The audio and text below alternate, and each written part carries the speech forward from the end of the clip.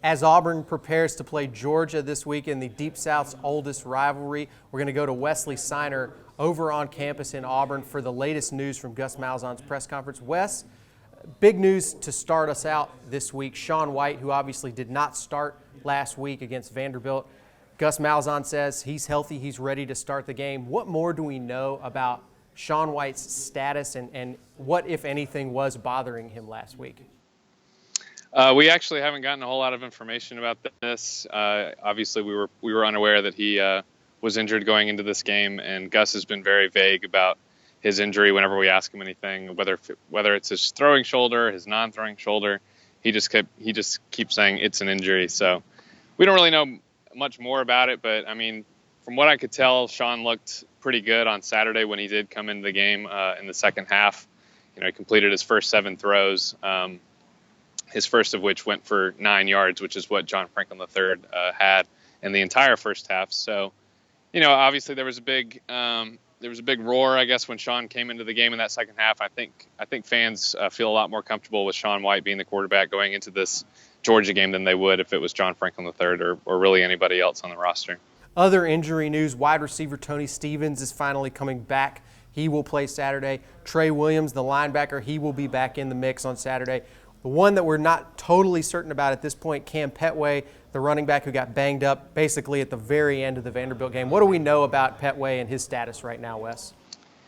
Well, Malzahn said that he'd be surprised if he doesn't play. You know, he obviously pulled something when he was running on that 60-yard run there in the fourth quarter to kind of get Auburn out of the jam and with their back to their own end zone. But you know, and then you look at the rest of the running backs. I mean, Kerryon Johnson has been back for a couple weeks now, but he's still not 100%. And then obviously Malik Miller is still out. So, you know, they've had some success with Stanton Truitt and Cam Martin, but losing Pettway, if he's not able to play, that's obviously going to be a huge blow to this team. The SEC's leading rusher, obviously having a pretty big impact on the success of this team right now. So, you know, if he does play, I think that it'll be less than 10 carries. I think they'll try to split it up with him and Kerryon and Stanton and maybe even Cam Martin, the freshman. So we'll just have to see how it goes. You mentioned Tony Stevens and Trey Williams. Those are obviously huge. Getting those guys back for Auburn. I mean, Tony Stevens is the #1 receiver. Trey Williams is the most experienced linebacker.